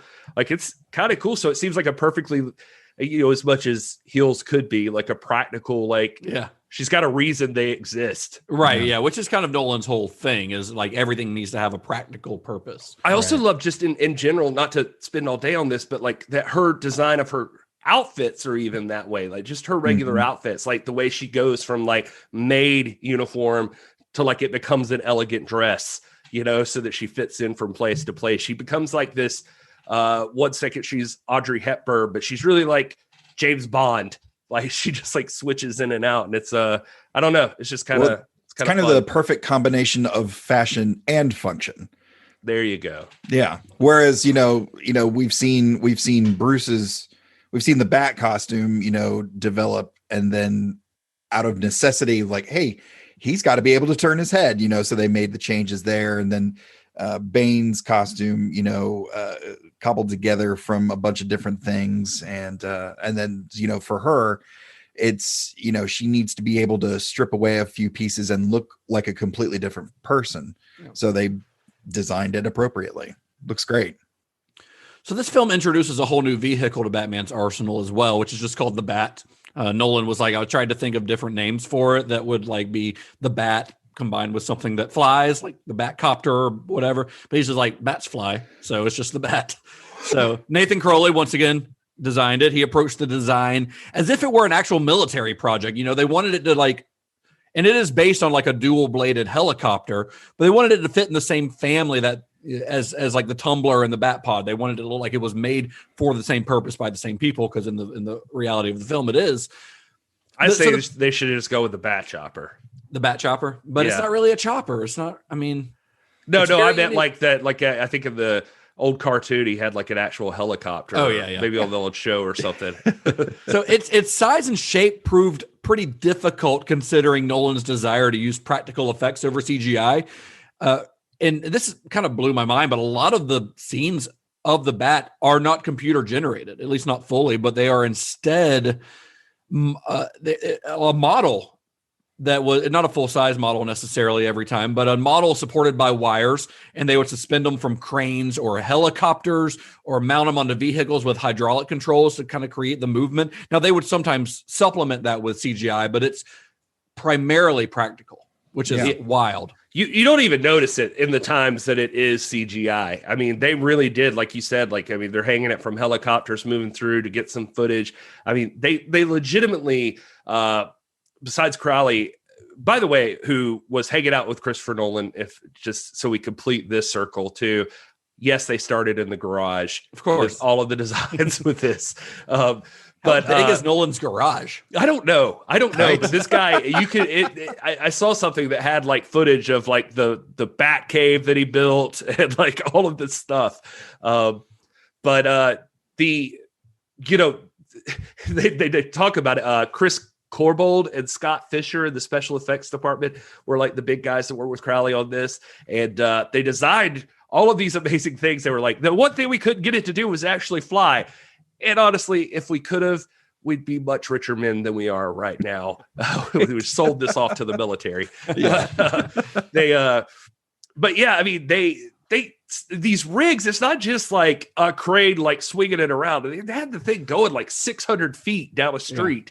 Like they had this thing working, and it's just, I don't know. And then the truck they had it mounted on was like a gimbal. And then the thing is there, they just phase out the truck, but it's amazing to watch because it's just like going along. It can actually move and bank the aircraft like on top of it. And inside, no lie, there's like an animatronic Bruce. Yeah, there's a fully articulated animatronic Batman inside who turns you his never head. See in the movie. Yeah. He turns his head, he looks around, he presses the controls. It's just, I don't know. That's just crazy. Amazing. And then I watched the whole thing on the sound design of the thing where Richard King. That was very fascinating. Yeah. He's like manipulating. They created they called it the Johnson modification for a weed whacker, where they like could replace different types of blades on the weed whacker and they run it through. And so they'll get like jet engine sounds and then this weird weed whacker stuff. They even take some like animal sounds and like just for the sound effects for the bat. It's just, I don't know. It's just fascinating stuff they did here. And it's cool as shit. I mean, it's really awesome. So we mentioned earlier that Hans Zimmer returned again on this one, but I think he does a lot of the same, he does Batman's theme very similarly, and it pops up a lot more in this one than in The Dark Knight, probably because there's so many kind of heroic Batman's back moments kind of thing in this one. I will say for him though that like early Batman stuff, when it shows him, I mean, it's definitely a more ethereal, I guess that would be the word for it, sound. Like it's more somber. There's no brass, like we talked about even with Harvey, the evolution of that. Like it's a ghostly version of the bat. Used was ghostly, and that's spot on. Because it does feel very haunting. One of the coolest parts of the score in this one that he introduced is that chant, the Deshi Basara chant. Yeah. So this is when I was reading up on it, nobody could tell what language it is, but they were trying to think of like a chant to have people do in this movie. And Christopher Nolan like texted Hans Zimmer these words, Deshi Basara. And Nolan was never able to fully figure out what language it was, but he was told that it meant the rise. Or rise. Yeah, I was about to say I saw that, or rise. And so they decided to use this, and it's very effective in the film, I think. But the way Zimmer got it on tape for the film, so he wanted thousands of voices on the soundtrack. He didn't just want like a few people in a studio. He wanted like literally thousands of voices on this. So he actually crowdsourced the internet to get it. He went on Twitter and he posted a link to this website where users could go on and submit themselves chanting. Which, of course, as soon as he posted it, it crashed the website servers. They had to get it back going again. But they got thousands and thousands of submissions to where, like, he says that there are tens of thousands of voices on this. And a lot of those are just people who went on Twitter and clicked on this link and submitted their voices doing this chant, which I think is really cool for a fan to be able to watch the movie and going like, yeah, okay, my voice is in there. It's with 10,000 other voices, but that's kind of a cool thing to be a part of a movie. Yeah, it's fun to see. Like, Hans Zimmer has become like one of my favorite people just because of these movies, but just to see him talk about some of the stuff where he says, after the last movie, he didn't think there was anything left for them to do, but he found this whole new world of things. Like, they wanted voices, and but Nolan was very concerned with, I don't want a choir, I want like voices. And so then all the stuff Justin just said, but then they wanted it to sound like a ritual, like even with the escape from the pit and that sort of thing. So it's in like 5/4 time, so it gets this like sense of urgency. But then he gets the orchestra involved, and he's just like, just play, just like, but like attack your instruments, just like you could hit a note that's within a certain range, but like you're really just kind of attacking the instruments. He describes it as like, we took, and obviously he's Hans Zimmer, so he would think this. He says, we took the greatest achievement of Western civilization, and then we just reduced it back down to tribalism, like this thing. And so they started having them just like hit their stuff, like just bang on your instruments, and just to go with the rhythm of the whole thing. And I just thought that was amazing. He just sounds like he's having a blast. He is, yeah. So The Dark Knight Rises was released on July 20th, 2012. And we have to, I think, address one major news item that's related to this. I think we'd be remiss to talk about this movie without addressing this. But there was, and many of you may know this story, but because it was all over the news, of course. But at a midnight screening of the film in Aurora, Colorado, a gunman comes in wearing a gas mask, and he opens fire inside of the theater. Killed 12 people, injured 58 other people. Mm-hmm. The police apprehended him. He was hanging out like by his car outside of the theater. It was a 24-year-old by the name of James Egan Holmes. It was later found. He told the police, he's like, I booby trapped my apartment as well. And they found a bunch of explosives there, which were dismantled by a bomb squad the next day. And he went to trial. He initially pleaded not guilty by reason of insanity, but he was eventually convicted. He was sentenced to 12 consecutive life sentences plus 3,318 years without parole. Jesus. And a lot of people they associated him. There were these rumors that he was obsessed with the Joker and things like that, all of which ended up being unsubstantiated. It turned out in the end that the most likely reason that he chose this particular theater was because he knew it would be crowded, because he knew there would be a lot of people in there. Yeah. And because there was, after police started investigating him afterwards, there were clear signs that he was mentally ill and that he had hinted that he was going to do something violent. It had nothing to do with Batman or the movie, or which is what a lot of people tried to pin it on at the time. But it became clear that, he knew that this movie was going to be a big hit. If he goes, it's a midnight screening of it is going to be almost completely full, if not completely full. So that's why he chose it, which sucks. Yeah. As a result of the shooting, Warner Brothers did cancel its premieres for the film in Paris, Mexico, and Japan. They called them off completely, and they pulled a lot of the TV ads and things like that for the next few weeks afterwards. Mm-hmm. There was also speculation that was going to hurt the film's box office numbers, but that turned out to not be the case. There were some early screenings that were a little bit lower, but the movie still earned $448 million in North America alone, earned over $1 billion worldwide. It actually was the second highest grossing film of the year behind The Avengers and the highest grossing film in the Dark Knight trilogy. This made more money than The Dark Knight did. Wow. In addition to its box office success, it also received, it's funny because I remember this receiving mixed reviews, but if you go back and look at it, it received almost, not unanimously, but it's at almost 90% on Rotten Tomatoes. It received very favorable reviews from critics. However, did not receive like the awards attention that The Dark Knight did. It didn't receive any Academy Award nominations like The Dark Knight did. Although Anne Hathaway did get nominated for favorite female butt kicker award at the 2013 Nickelodeon Kids Choice Awards. Nice. So there's that. She lost. Nominated but didn't win. No, she lost to Kristen Stewart for Snow White and the Huntsman. Man. Who also beat out Scarlett Johansson as Black Widow in the Avengers and Jennifer Lawrence as Katniss in the first Hunger Games. Just proving that kids are fucking stupid. Well, this is I feel worse for Nolan because I think this was his first movie, like maybe since Insomnia, that hadn't like received some kind of Academy Awards attention. I don't feel bad for Christopher Nolan; he's doing fine. No. Well, I mean, I bet that sarcastically, he is okay, and it's too bad that this one didn't. But I don't really. I mean, we kind of talked about the Academy Awards in the last one. Just they were still on their way to even thinking about movies like this. Sure, of course, for the most part. But at the same time, it's culturally relevant. Where I think I saw like all of their IMAX midnight screenings in like New York City were sold out like 6 months in advance. Yeah, it was wild.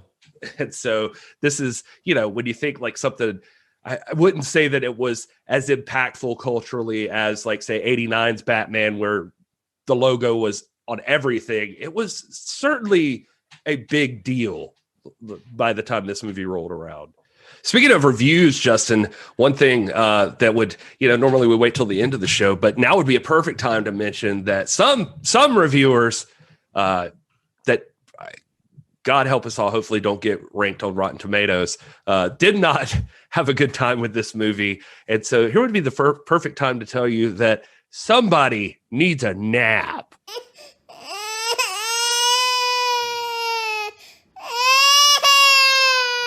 All right. First up, we've got Madison Wood, and his or her subject line, their subject line says, "How does Bane eat? Does he have a feeding tube?" Christopher Nolan, please stop. There are so many things wrong with this movie, but every time I finish watching it, my brain is immediately wiped, and I remember almost nothing about it other than how good Cillian Murphy looks when he randomly shows up near the end. Tom Hardy's impossibly jacked body looks good in that one scene where he's shirtless in the cave or whatever. But seriously, if Chris Nolan covers his beautiful face in any more films, I'm going to file a lawsuit. Definitely not my fave Tom Hardy film. Glad it helped Tom Hardy's career, but my God, they made him look big in this movie. And for what? So he could kick Batman's ass? So he could put his hand on a shorter man's shoulder and say, "Do you feel in charge?" Okay, yeah. Granted, that scene is pretty hot, but Tom Hardy is 5'9", and this movie would not have me believe that he's like 6'11". That is the review from Madison. She was horny on Maine there. Wow. This is from Demon Cycler. Avengers rocked. This movie socked. What? That even mean? Wait, SOCKED or SUCK? SOCKED. Okay. Socked. Gotcha. Too long. What? 2 hour, 45-minute movie? The villain was terrible. Anne Hathaway embarrassed Catwomen everywhere, and Alfred was a little whiny bitch. Nothing fun about this movie. Trout have more soul than this Batman. A trout is a fish, for those of you apathetic morons reading this review. So breathe in the bat fart, Gotham. You've earned it. This movie was almost as good as Steel. However, you might say Shaq's acting was superb in comparison. This movie was only slightly better than, nope, can't think of a worse movie. Compared to this movie, Son of Mask kicked ass. Even John Ritter was a better hero at large. By the way, do you guano-chomping movie review readers realize that idiot humans are causing the demise of Chiropetra? What? Stop spelunking. You are spreading disease and killing off all of the bats. Bats are crucial in the maintenance of a healthy ecosystem. What the fuck? Guy. Oh, my God. That went off the rails really quick. Wow. I'm going to do one more if I can real quick. This is too long, pointless, and completely fake characters and plot. This is from Carl Brown. He said, my son wanted to watch this, so I did. What motivates Bane to destroy a city with 10 million residents? That's really the question that you ought to answer when you consider this movie. Is it greed, revenge, lust, class envy? Much to my surprise, it was for the love of a little girl. Whoa. Because so many of us grown men decide to become homicidal maniacs because we want to protect little girls. Somebody flag this. Besides the unexplained fact that Bane has superhuman strength, besides the silly unanswered how does Bane eat with a mask on his face, besides all these things, the whole plot and whole reason for tension is the ridiculous notion that the guy is motivated to destroy an entire city because he wants to protect this little girl. So why do I give this just 1 star? Because the whole world that Bruce Wayne lives in is fake. The characters are fake, especially Bane. And the message is that if you care about a little girl and things don't go your way, you might become a homicidal maniac. Right. All the more reason I don't like this.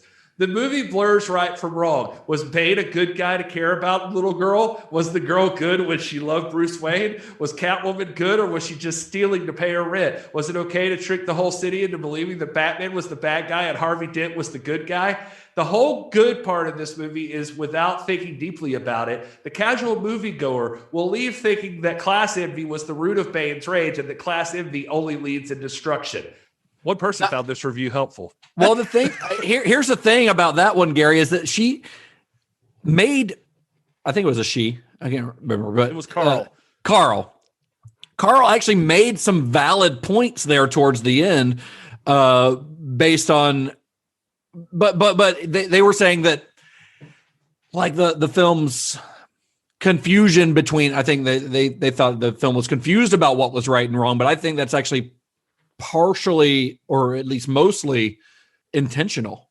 Like I think that they're saying that like it's a bad thing, but it's intentional. Although the question about Bane's motivations, I think, is actually a valid one, honestly. So I'm going to start this. That makes a good segue to a point that I wanted to make, and I'm going to preface this by saying that I like this movie. And I think it's very entertaining. I think it's a very fitting conclusion to Batman's story, but it is not, and I don't think anyone would argue that it is, but it's not the masterpiece that The Dark Knight was, the previous film was. It is not, and it would be hard for any film to reach those heights, because that film has, its centerpiece is what will be forever considered a legendary performance by Heath Ledger. Right. I think it was a wise move to make a villain as different from the Joker as you could, and I think Tom Hardy does a great job. I think he's really good. I even love his weird voice, as we discussed earlier. But it is a strange movie, and it's a bit of a confused movie, I think. At nearly 3 hours long, which I don't normally mind a 3 hour long movie. I didn't mind this. I don't necessarily mind this one being 3 hours long, but it oddly feels bloated, but also kind of rushed at the same time. The sense of time in this movie doesn't quite work. Like, how long is Bruce in that prison? Right. You never really feel the sense of how long he's there, because it's long enough for Bane to completely take over Gotham, and seemingly long enough for Bruce's spine to fucking fuse back together. Like, how long has he been in there? For years? But I think it's only supposed to be a matter of a couple of months. Yeah. But you never really get a sense of how long it's supposed to be. And it kind of, and that lack of a sense of time kind of throws a lot of the second half of the film off, because it feels like they're very rushed to hit different plot points to get to the conclusion. It almost feels like there is a 6 hour version of this movie out there, that this was actually, they had enough material for 2 movies that they crammed into one long movie instead. And I kind of saw somewhere that it was like 5 months in the pit. Yeah, which is still not, I'm sorry, not long enough for not being in a hospital for Bruce Wayne's spine that was protruding from his back, that gets punched back into him by an old man to fuse back together without the aid of a hospital. It's weird saying that's implausible because it's a fucking comic book movie, but it's a comic book movie that pretends to be realistic. Right. Well, when that's your stated goal, right, being as realistic as possible, and that was one of Kat's big complaints about this movie is she gets really lost in the passage of time. She goes, it's, you know, at one point it's, you know, everything's fine, and then then snow, like snow didn't fall, it just crashed to the ground, and now it's winter. So it's tough to keep track, and that can be very jarring. It never feels like you're spending months and months in that pit with Bruce Wayne. It feels like it's been a couple of weeks, and all of a sudden he can walk again. Right. And I kind of get the bloated portion of it, because Christopher and especially his brother Jonathan Nolan, they have a lot of big ideas in their brains. Watch just a single episode of Westworld for proof, which is Jonathan Nolan's show. But even at 2 hours and 45 minutes, you don't really have enough time to address them all of the ideas that they're trying to introduce, and also deliver a thrilling action movie that propels itself forward. And that sort of brings in where my biggest issue with the film, and it's, despite all of its big ideas, it's never really about anything, because it doesn't take a side on anything. It pays lip service to some pretty big ideas. The biggest one being probably the idea of this wealth gap that's been created in Gotham. Like, without the mob there, the gap between the haves and the have-nots is very obvious. And it never really explores it. You get the idea that, like, Bane's plan, his big idea hinges on the fact that the poor of Gotham, the poor people in Gotham, have been so oppressed that they're willing to rise up and fight the rich because of the way that they've been kind of trodden upon by the rich people in Gotham. But you never really see that. You don't see any of this through the eyes of a regular Gothamite. So you never really get the sense that that's the case, other than a couple of lines of dialogue here and there. I mean, the biggest kind of rich guy villain that you get in the movie is Ben Mendelsohn's character, who is very good in the role, by the way. I love Ben Mendelsohn, but his plot is just one rich guy kind of being an asshole to another rich guy. So it doesn't really fit within that theme, you know? Yeah. You get like a one line of dialogue that mentions that some of Gotham's homeless people are joining Bane's army, going down to the sewers because there's work to be found there. But that's really all you get. You don't really see them going through in any of the poor people in Gotham going through any kind of suffering. You don't really get a sense that they feel like they've been oppressed, which is kind of Bane's entire plan is based on that. You know, you get Bane. He attacks the stock exchange. He's not in it for money. He's not really out to help the oppressed of Gotham. That's all kind of a facade to facilitate his whole League of Shadows plan, which is to blow Gotham up, basically. Yeah. Yeah, he's not really ever concerned with that. And I think most of what you're saying, I mean, it wouldn't even stand out if it wasn't like a Christopher Nolan movie where he's so, like, I don't know, like, concerned with being realistic about the whole thing. Well, but and because The Dark Knight was so thematically rich, that this movie's themes feeling so muddled feels like a misstep, especially as a follow-up. Yeah, I felt like in The Dark Knight, he was like trying to make a lot of statements, but didn't really pick a side necessarily either. Yeah. But yeah, I could see, I mean, you know, we're being told, like, coming back into this is a rich and vibrant Gotham as opposed to what it had been, like, or at least, you know, I mean, Joseph Gordon-Levitt's character is like talking about, you know, pretty soon we're just going to have to be chasing down overdue library books because, like, crime's so low, I guess. But well, that's the thing. That's another weird thing that the movie does, is that it tells you that the reduction in crime in Gotham is based on this lie that Harvey Dent was a hero, right? Mm-hmm. And how does the movie end? With another lie, that Batman has sacrificed himself. So Batman learns the lesson that, oh, this lie that Harvey Dent was a hero. We lied to Gotham and we created this false sense of hope based on this lie. So how am I going to fix it? By telling another giant lie. And so the movie, like, what the hell is the movie trying to say there? I think it's very confused about what it's trying to say with that. Yeah, that one didn't stand out as much to me, but I mean, I guess I see what you're saying, but I mean, Batman is dead technically, either way you look at it at the end of this movie. Sure. So, yeah. I mean, the character, but he still lives as a symbol, you know, which is Bruce's whole thing. But how long is that going to last? Obviously, even the movie thinks that it's not going to last too long, because the movie ends with us seeing the next guy who's going to be Batman, So even the movie knows that it's on shaky ground. Well, and I think he even sees like with the kids like drawing the symbols everywhere and stuff that it's realized it's about more than just Bruce. Hopefully, I mean, I think that's what they're trying to say. Yeah, but, I mean, the movie it sits in some weird places because I think you could have thrown in some scenes where you see how regular Gothamites are reacting to Bane. All of a sudden, there's this time jump, and they're just all of a sudden they're part of the revolution, but you never see why or how they're reacting to that. Like that's kind of a big deal, and I think you don't ever see how they were living before he came to town that would cause them to want to join this madman's revolution. Outside of Batman Begins, you see the Narrows a little bit, right? Yeah. But you don't see that in this movie at all, and I don't think you see enough of it in Batman Begins. Well, I guess I just missed completely that like the regular day-to-day Gothamite were the people joining Bane. I know like a lot of them were criminals, and like the people that had been locked away, like they later on, once the prison people have been let out, then they join. But before that, they talk about it like the orphan kid that John Blake is talking to is talking about that I just took as more and more people going, like wayward orphans who have no place else to go, which they do say, they haven't received any funding for the places they're having to kick them out on the street. They've got no place else to go. So that seems pretty standard to me that like, where are you going to end up? Whoever offers you a place to be and a place to belong.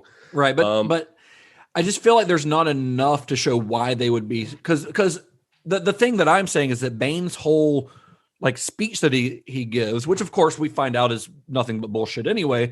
His whole speech is he's trying to empower people to rise up above the oppression that they've been living under, but we never see that oppression.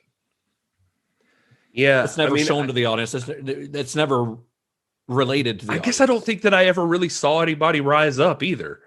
You know what I mean? Like, Bane has except a whole the army. Criminals that had been abused by the Dent Act. But Bane had an army, but he had the League of Shadows, which existed before and after. Like, but the movie makes a point of his army being filled with the oppressed of Gotham. Yeah, maybe. I feel like the homeless, sure, and like the kids who have nowhere else to be, then maybe. But it's a lot of. I don't feel like you have to make much sense out of that. Yeah, because keep in mind this was also coming around shortly after the Occupy Wall Street movement. It was a lot. They shot during like Christopher Nolan actually considered taking cameras down to Wall Street and shooting scenes during Occupy Wall Street. So don't get me wrong, it's a lot of the 99. So it's a lot of 99% versus 1%. Sure. Like, we get the scenes of them going into the high dollar apartment buildings and destroying things and throwing people and throwing the 1% out on the street. So so it's clearly about class. Yeah, I think I would say that there's definitely a statement to be made there, or like that's what he's trying to say, and one of the themes of the movie. I just don't feel like I ever saw him picking which side Gotham ended up on. Like Gotham it felt like Gotham was in that football stadium, and then they just kind of locked themselves away. They never did anything. Maybe the homeless people, sure, but that was an easier one to explain. Like it's like, where do these homeless kids with their wayward teens with nowhere else to go, these people take them in? It's the Foot, man. That's what they do.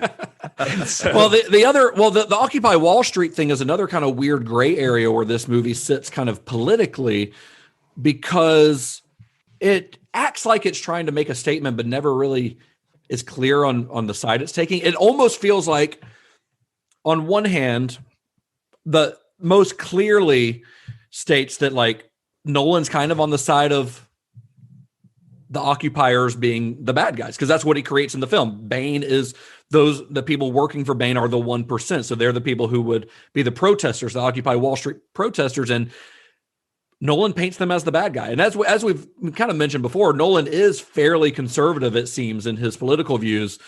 But then he also kind of makes the Wall Street guys kind of seem like assholes too. Like he, when you see them on the stock exchange, they're kind of dicks too. Yeah, I would say that Nolan's pretty conservative as a filmmaker. Like he probably has a conservative lean politically. I think his big thing is the more typical government, like big government is not a good idea thing. Like, I don't know Christopher Nolan's political affiliation, but I'm going to say he's a libertarian based on what I see in his movies, based on kind of what you're saying. Yeah. Because this movie does kind of show that as well. And a lot of what the movie is showing is how these institutions ultimately fell the individual, which is a very kind of libertarian lean. Sure. Even the League of Shadows even is a group of fanatics. They end up being kind of useless. Gotham Police Department in this film is pretty corrupt, especially in Batman Begins. But by this one, they're basically totally ineffectual. I mean, look at the scene where they're chasing Bane, where after the stock exchange takeover, they decide to go after Batman instead of after the criminal. So the Gotham Police Department is kind of a bunch of bumbling doofuses. That's throughout this movie. Like, it all can be turned against you. I mean, there's a theme with even like, Wayne power. Enterprises is a failure. Well, Batman, I mean, is a failure. Like, he's got all this military might behind himself, and there's a price that comes with that. You can wield all of this might and all of this technology, but then what happens when it gets turned against you when the wrong person gets it? I mean, that's a theme Batman's always concerned about. I mean, even with the ultimate weapon in the movie, but also it's the Batmobiles that these people are using, and it's all of the shit from Allied technology or whatever that he's got to go up against at the end.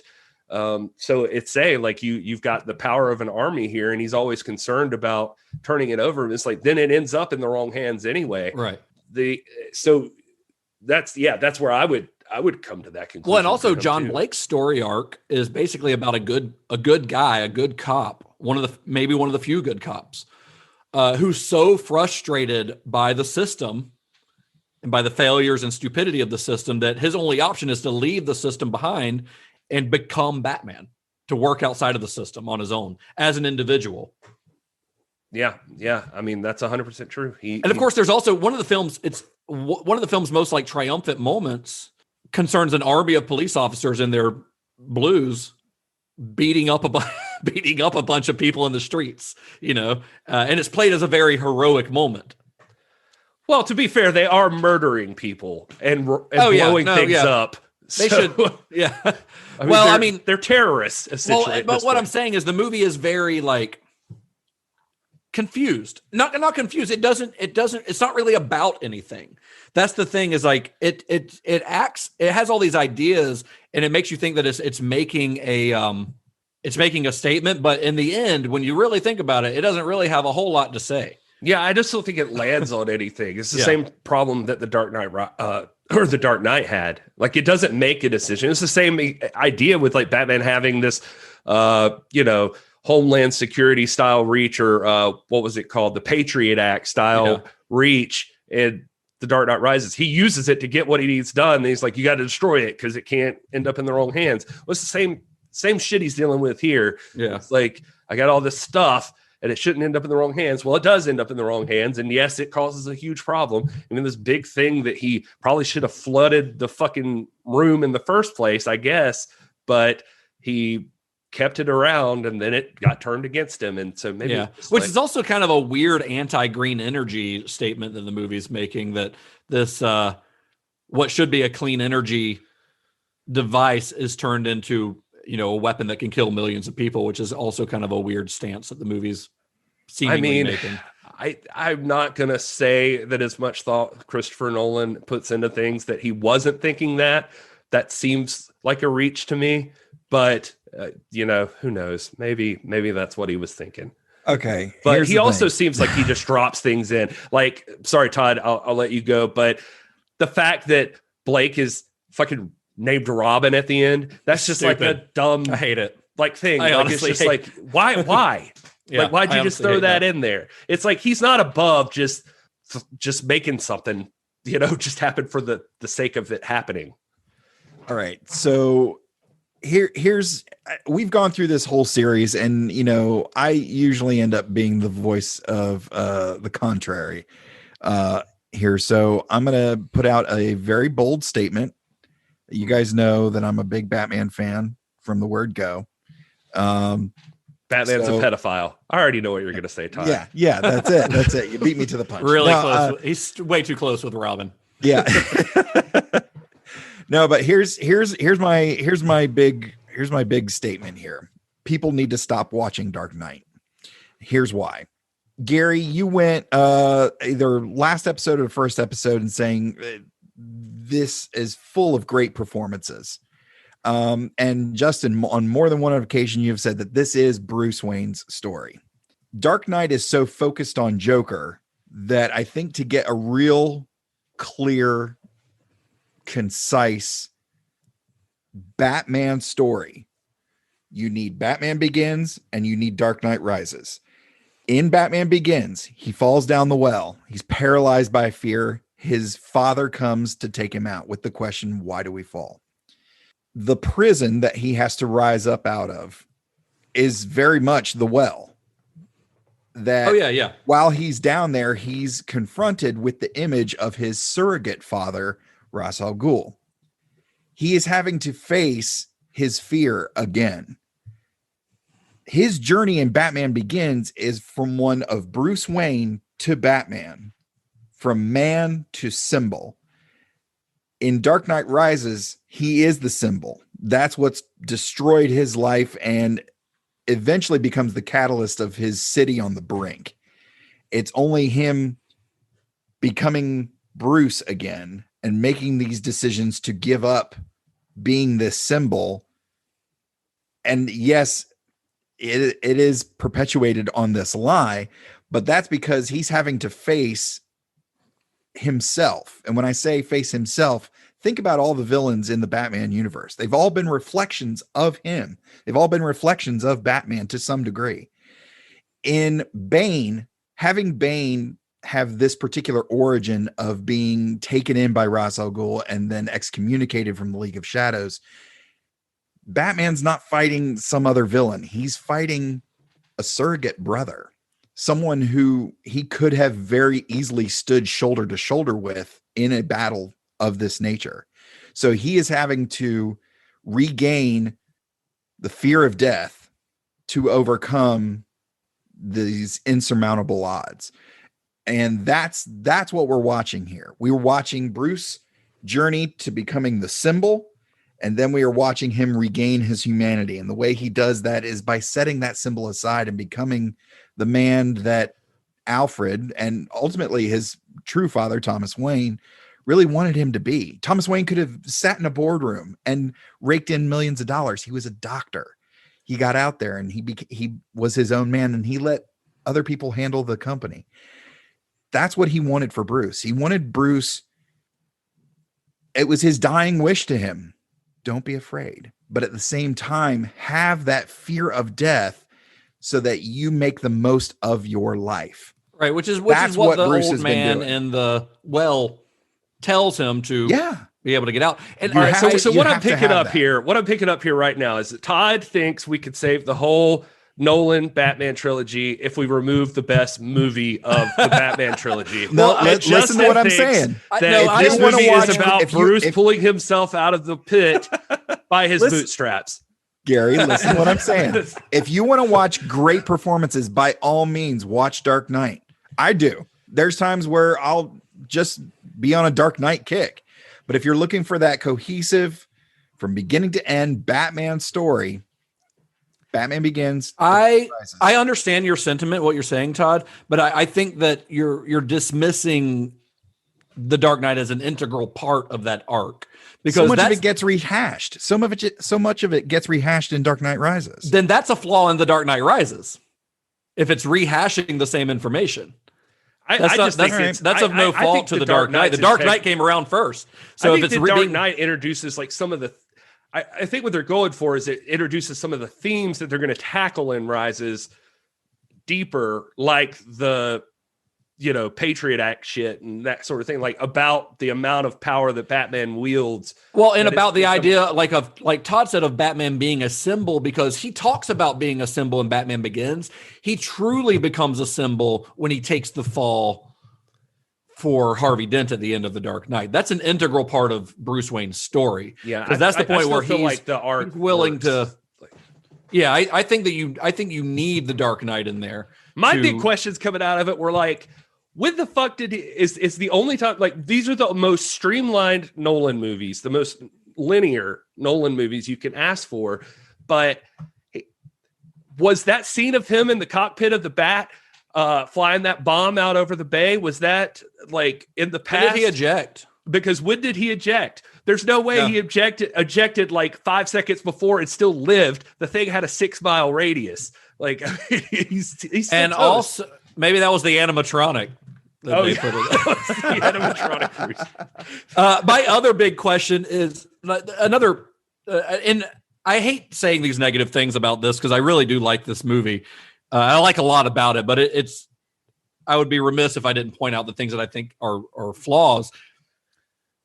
Talia al Ghul's flip is not earned. It is not earned. It feels out of it doesn't place. make any sense because she says that like because her father was an asshole and she's like she was rejected essentially by her father, and then she changes her mind when Batman lets Ra's al Ghul die. All of a sudden she wants to fulfill his legacy. That doesn't make.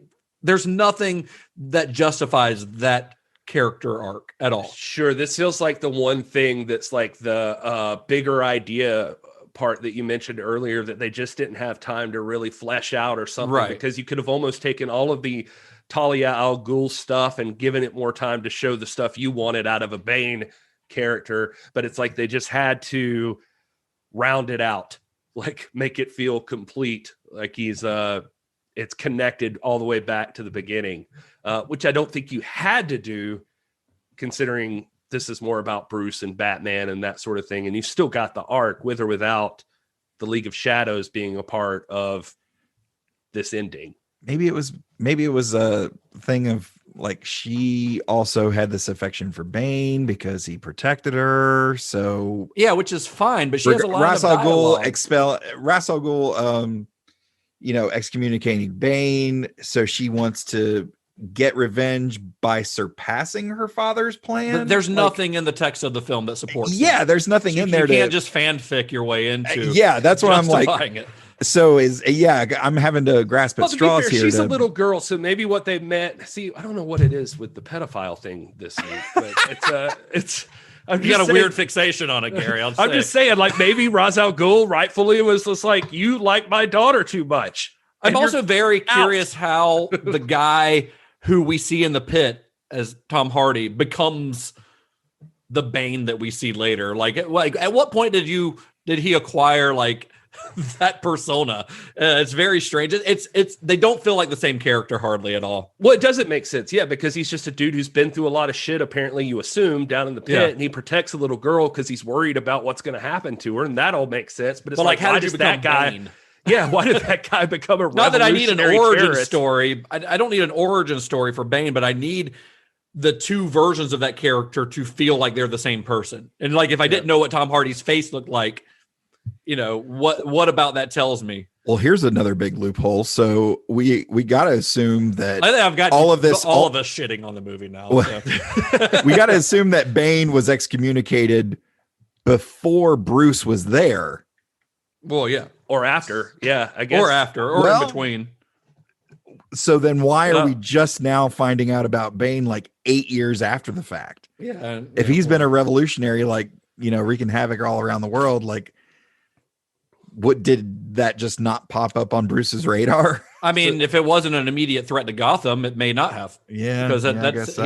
he's not saving the world; he's saving Gotham. Yeah, it is weird when you sit back and think about it. Just like, all right, so he joins the League of Shadows. Maybe that's where he got the mentality of the League of Shadows. Like, we've got to cleanse this whole place. But then it's like, well, what part of that got him excommunicated? Was it just because he was into the daughter? That's a little weird. So then the daughter leaves, but then she comes back to it and is like, and they're both just like, you know what, though? We still want to do what Ra's had set in mind anyway, even though he didn't want us around. And so, which doesn't make any, like, why would you care about his lofty goals if, Anyway, so we need to wrap this up, but I do want to mention a couple other things that I do like about the movie before we do, because one, I mentioned earlier that Christopher Nolan is really good at set pieces. Like we mentioned that one, but the opening with the airplane heist, like, is absolutely just incredible, beginning to end.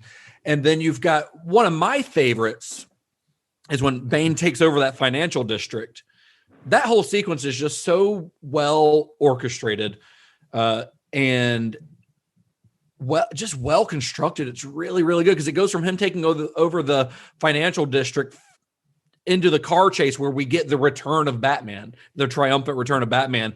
And I think it's just incredibly well done. For all the issues I have with this film from a storytelling standpoint, it does not take away from the fact that Christopher Nolan is an outstanding filmmaker and knows how to we've been blowing this film the whole time. Like, this movie is a well-made film. Yeah. And I mean, the amount of trouble they go through for like practical effects and just how good everything looks. That scene, that battle at the end, real poor people, real cops, like, just let them loose. And, so it's perfect. I also love Anne Hathaway's Selena Kyle.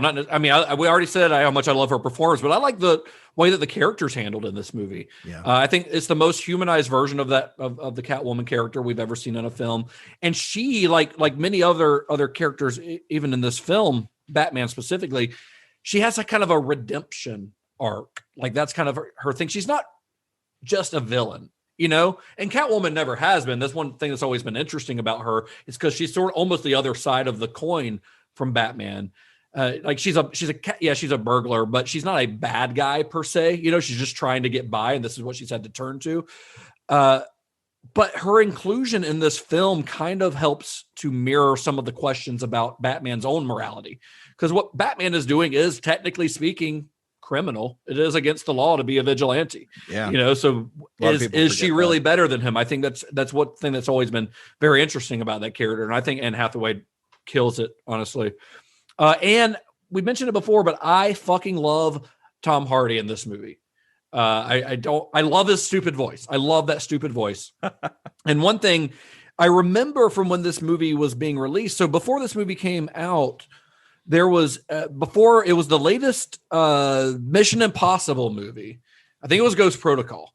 The latest Mission Impossible movie, they were showing in IMAX theater. So they were going to preview the opening 6 minutes of The Dark Knight Rises. And if you saw Ghost Protocol in IMAX, you were going to see that sequence, which was shot in IMAX. And I remember when it happened, there being all of this talk about Bane's voice. And people couldn't understand him. They didn't know what he was saying. Yeah. And it's ironic because Gary mentioned earlier how Christopher Nolan doesn't like ADR, but they replaced the dialogue in that scene. And the way that Bane's voice sounds in this entire movie feels separated from the character. It does. Like, it almost has that. I kept thinking of Candyman. It's too far forward in the mix, in the sound mix. It feels disassociated with everything else. But I actually found, I'm going to play this for you guys, a comparison between that original IMAX version and the finished version of the film. And it's not just a remix, it's a different take of the dialogue. I don't know if they re-recorded it or used a different take, but it is definitely not. I mean, you can hear the inflection in some of his lines, and it's not just a different mix of the same exact line. So I'm going to play this for you. Tell me what you think. Or perhaps he's wondering why someone would shoot a man before throwing him out of a plane. Or perhaps he's wondering why someone would shoot a man before throwing him out of a plane. It doesn't matter who we are. What matters is our plan. It doesn't matter who we are. What matters is our plan. No one cared who I was until I put on the mask. No one cared who I was till I put on the mask. So you can tell those are not like the exact same. Yeah. And it really is.